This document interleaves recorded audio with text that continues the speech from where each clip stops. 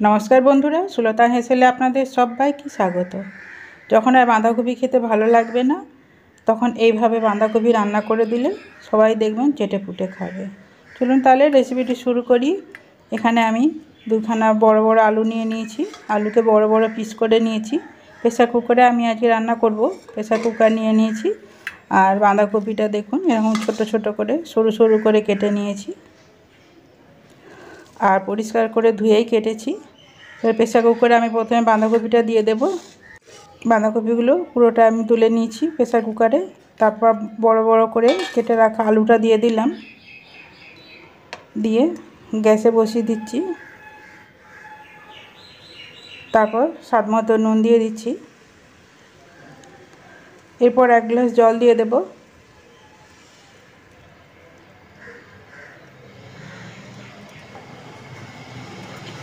দিয়ে আমি ঢাকা দিয়ে 3টা সিটি দিয়ে নেব।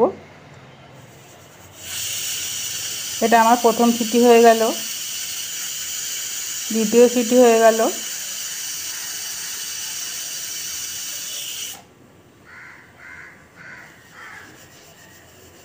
এরপর যে সিটিটা উঠবে তখন আমি ইন্ডাকশানটা বন্ধ করে দেব। আমি আজ ইন্ডাকশানে রান্না করছি। তারপর এটা প্রেসার কুকারটা ঠান্ডা হতে দেব। আমি একটা কড়াই নিয়ে নিয়েছি ননস্টিকের। কড়াইটা গরম হতে দেব। তারপর সরষের তেল দিয়ে দেবো 1 চামচ। এই শেষের দিকে বাঁধাকপি একটু তেল মশলা দিয়ে রান্না না করলে ভালো লাগে না, তাই আমি তেলের পরিমাণটা একটু বেশি দিলাম। এরপর ছোট চামচে 2 চামচ জিরা দিয়ে দেব, গোটা জিরা। একটা দারচিনি দিয়ে দিলাম 1/2 ইঞ্চি। তেজপাতা দিয়ে দিচ্ছি 2টা। এরপর ফোড়নটা একটু ভালো করে ভেজে নেব।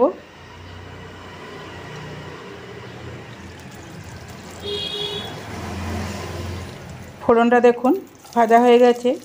তখন আমি পেঁয়াজ কুচি দিয়ে দিলাম। এখানে পেঁয়াজ কুচি পরিমাণটা একটু বেশি দিতে হবে। যতটা বাঁধাকপি থাকবে তার 4 ভাগে 3 ভাগ পেঁয়াজ কুচি দিতে হবে। পেঁয়াজটাকে একটু নরম করে নেব। দেখুন পেঁয়াজটা নরম হয়ে এসছে।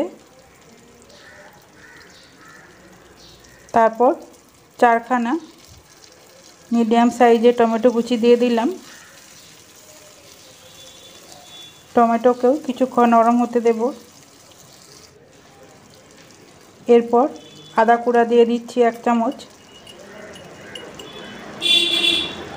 আর ছিঁচে রাখা রসুন 10-12 কোয়া রসুন আর 2টা কাঁচা লঙ্কা একসঙ্গে ছিঁচে নিয়েছি, দিয়ে দিলাম।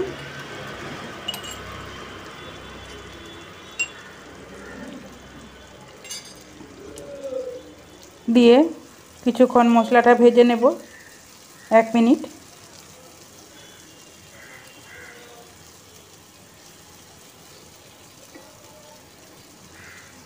সেই সাথে টমেটোগুলো নরম হয়ে আসবে।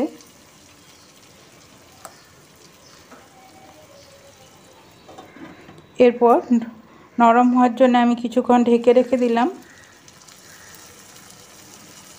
দেখুন মশলা থেকে তেল ছাড়তে শুরু করেছে।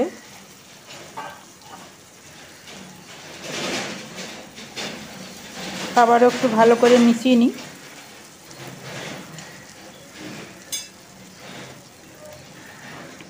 এরপর হলুদ দিয়ে দিচ্ছি বড় চামচের 1 চামচ। এতে কালারটা ভালো হবে। আর প্রেসারের মধ্যে বাঁধাকপি সেদ্ধ যে জলটা আছে সেই জলটা ফেলবো না, সেই জলটা দিয়ে দেব। দিয়ে মশলাটা আর শুকনো মশলা দেব। সেই মশলাগুলো কিছুক্ষণ কষিয়ে নেব। তাই প্রেসারে যে জলটা ছিল সেই জলটা পুরোটা দিয়ে দিলাম।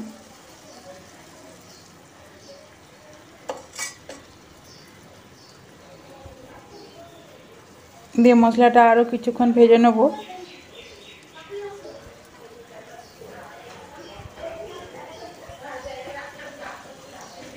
এরপর একে একে শুকনো মশলাগুলো দিয়ে দেব। হলুদ দেব,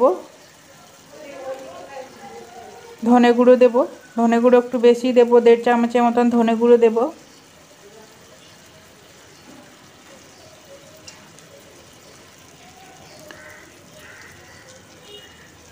জিরা গুঁড়ো দিয়ে দিচ্ছি 1 চামচ।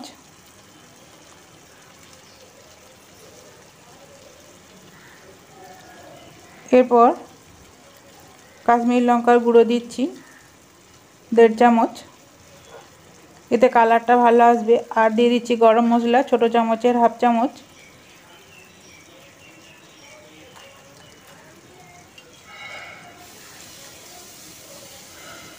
এরপর দিয়ে দেবো আমচুর পাউডার 1 চামচ, দিয়ে তারপর মশলাটা খুব ভালো করে কষিয়ে নেব।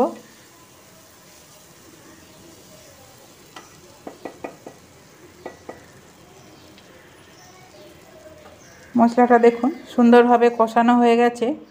আবার আমি কিছুক্ষণ ঢেকে দিলাম, কাঁচা গন্ধটা চলে যাবে।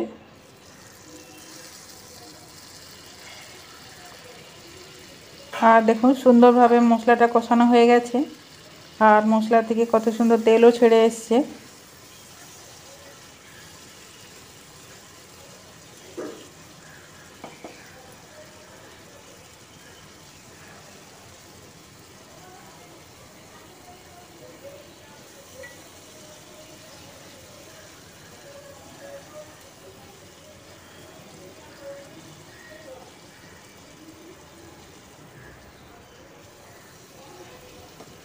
একটু ধৈর্য সহকারে রান্না করলে সব তরকারি দেখবেন টেস্ট খুব ভালো হয়। এরপর সেদ্ধ করে রাখা বাঁধাকপি আর আলু দিয়ে দিলাম, দিয়ে খুব ভালো করে মশলার সাথে মিশিয়ে নেব। আমার এই রেসিপিটি আপনাদের যদি ভালো লাগে তাহলে সাবস্ক্রাইব করে পাশে থেকে যেতে পারেন।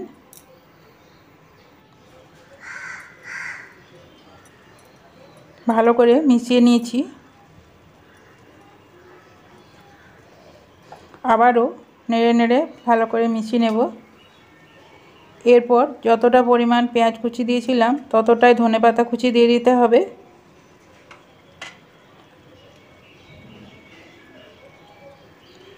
দিয়ে ধনেপাতার সঙ্গে বাঁধাকপি আলু সব ভালো করে মিশিয়ে আমি আরও 2 মিনিট রান্না করে নেব।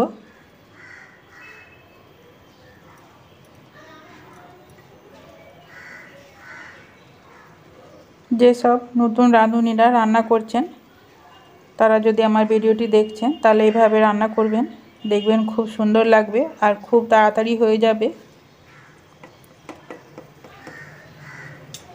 যাদের সকালের দিকে অফিস যান, সময় থাকে না, তারাও এভাবে রান্না করে নেবেন, একটা তরকারি দিয়েই ভাত খাওয়া হয়ে যাবে। রান্নাটা হয়ে গেছে দেখুন। এটা যদি শুকনো খেতে চান তাহলে আর একটু জলটা মেরে নেবেন, আর একটু রস রস আছে, এটা রুটি দিয়ে খেতে খুব ভালো লাগবে।